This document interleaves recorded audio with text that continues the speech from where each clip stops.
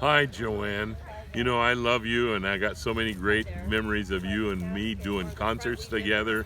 You were such a special friend to me over the years, and I know you'd like to be here, but you have two good representatives. God bless you. He made hell for Satan. People choose to go to hell by not having a relationship with Jesus Christ, by not having a love affair. About 2 years ago, and I was just so involved with Marie that I just couldn't do them anymore. So I haven't really sung for 2 years, and I thought, well, I'll sing for this, to honor Marie. That my singer wasn't high enough for these songs. Marie was amazing. All 14 of the albums that I had, she helped produce the albums, helped pick out the songs. She did unbelievable. Every time we do an album, she had to find out who owned each song. Sometimes there'd be 5 or 6 people different owning them, and then we had to pay mechanicals on each song every year, and she kept track of that. There's so much stuff that she used to do that it boggles my mind when I think about it. What a wonderful wife she was. But there's a song that we recorded many years ago that became a song that almost every week when we go out and minister, someone would come up to me and say, "My mother died, and we used your song in her funeral message." I'm still getting that message. People using this song, and it's a tremendous. I had a dear missionary lady that was in the Congo for 50 years, and she retired and was in Sacramento in a home, and she decided she'd start up her own ministry. And her ministry was to go to people who had lost somebody in death, a dear loved one. And so she would go with a CD player, and she'd minister to them. She said, "I have a song to play you," and she'd play this song that I'm going to play you now. And then she would give them one of my albums, and she passed out almost 100 of these albums for these people. But this song has been a tremendous comfort to a lot of people who have lost their loved ones, and it's called "If You Could See Me Now."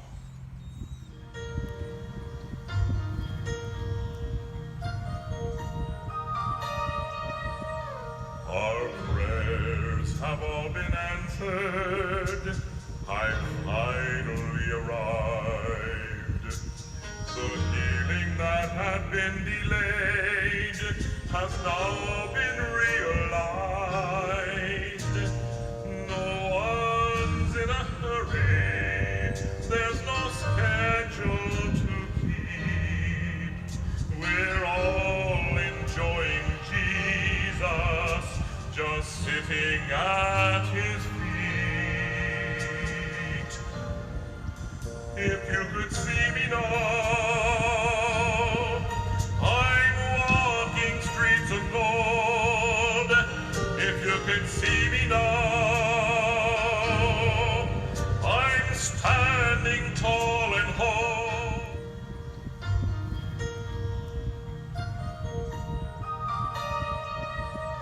Our prayers have all been answered. I finally arrived. The healing that had been delayed has now been realized. No one's in a hurry. There's no schedule to keep. We're all enjoying Jesus, just sitting at his feet. If you could see me now, I'm walking streets of gold. If you could see me now, I'm standing tall and whole.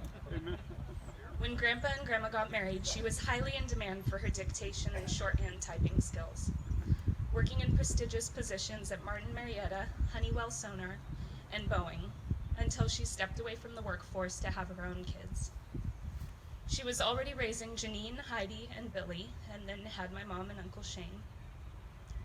Raising 5 kids while your husband travels isn't easy, but she made being a pseudo-single mom fun for her family. My mom recalls when Grandpa was out of town, she would take them out to special luncheons after church with friends. They would go to a diner or eat out at Mexican restaurants. This was a special treat because, of course, Grandpa always prefers Chinese.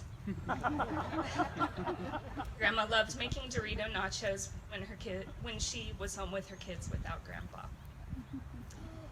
Even as a mom, her secretarial skills came in handy.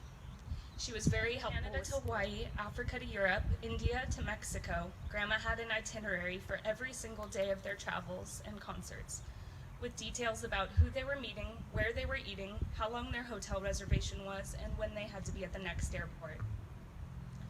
Her organization and meticulous attention to detail kept WHSC running like a well-oiled machine. And she loved the experience of traveling. Latvia was her favorite destination because of the friendly people. When they were home, she really took care of Grandpa. He was responsible for the outdoor chores and repairs around the house, and Grandma handled everything else. On Grandma's desk, where she spent countless hours booking concerts, scheduling flights, and arranging hotels, my mom found an inspirational message on a Post-it note. It reads, Plenty of people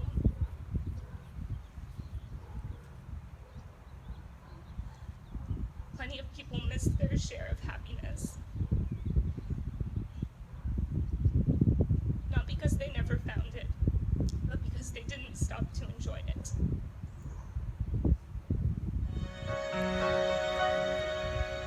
Great is thy faithfulness, O God my Father. There is no shadow of turning with thee. Thou changest not, thy compassions they fail not. As thou hast been, thou forever will be.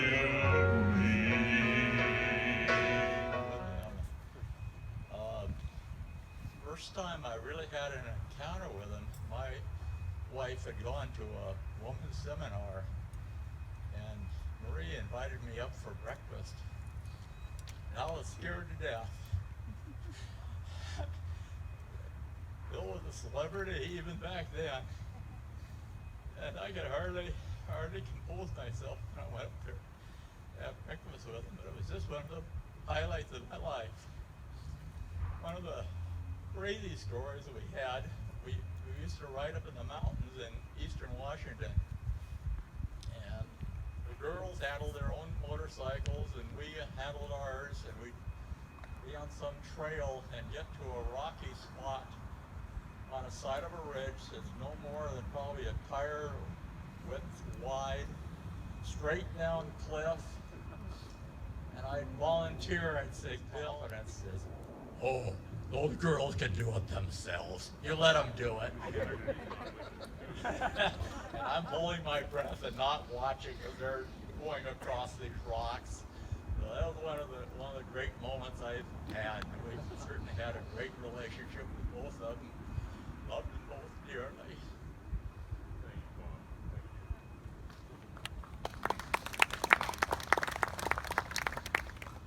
That nickel came up heads, and I called her.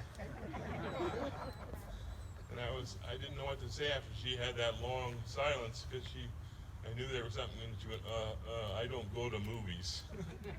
I said, what do you do? I bowl. Well, let's go bowling. That's the last time I took her bowling for many years. I remember years ago we bought our first new house, and the lower part of it was not finished, and I finished it up, and I had a rec room there. My goal in life is to have a pool table.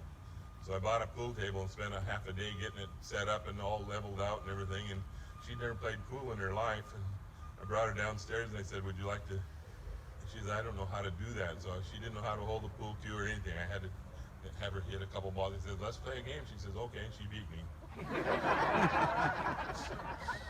But I have no idea how she did what she did. after she left me and I had to start taking anything that she did, I mean, I was just always amazed how she could do 10 different things at one time and always do it right, and how she could put on a meal for 12 people and all the dishes were hot.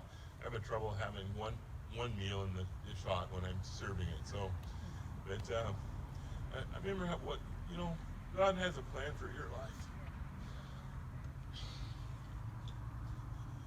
That plan for my life was to do what I did, but I didn't know that.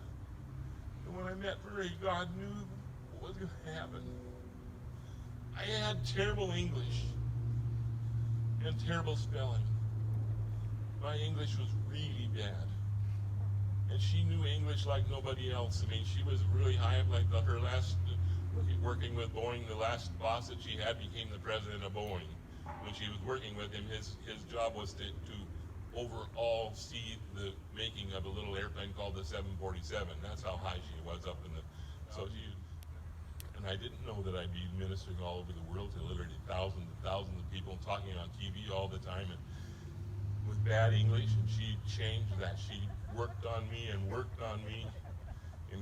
taught me spelling and taught me English, and every time I'd say something wrong, don't say it that way, you say it this way, and I didn't learn it in school, but I sure learned it in Marie School, and I praise God for that. And what an honor it is for us to have you guys all here, and I see our lovely friends from the Christian Motorcycle Association, and we just took a 1,600-mile ride this summer, and what a blessing that was. You can't tell what a blessing it is if you love motorcycles, but to go with born-again Christians who love Jesus. Amen. And you know what's weird about these people? They like motorcycles, but that's not what they like most of all. They love Jesus, and they're really into ministry. And the ministry they do, they think about talking to. They minister to the one percenters, and these are the Hell's Angels and the street gangers. And believe it or not, they have found favor in the light of these places, and these places will let them set up their trailers and minister to these wild, raucous things that the people have, and the people come in and they can have free coffee, they sit around, and the guys and the gals talk to them about Jesus, and it's amazing their ministry that they do. I one of my mentors in life that helped influence me to be a gospel singer was a man named Bud Tutmark, and he in Seattle was anything that happened in gospel music, Bud Tutmark had his hand in it. And I met him in Denver. I was going to the church where I met Marie, and I hadn't been married to Marie yet. And he came and he played the Hawaiian guitar, and he came to minister. And I said that he said he was the music minister of a Assembly of God church in Seattle, and I was planning on moving to Seattle. And he said, "You come to me." So I came to him when we first, and he became my mentor. And his two sons have come here. He left me here. Bud Tutmark left me, I can't remember how long, about 5 or 6 years ago. It was really hard for me because over the years, he constantly was helping me and encouraging me. But his two sons have come to honor his memory with me, and I thank them for coming so much. Thank you, Doug and Mark. And and my relatives out here, we've got a lot of relatives, and this is where my dad was brought up in this area here. In fact, before I was born, he worked in the Camas paper mill, and I just thank you guys for all coming. And are we gonna do that song now? That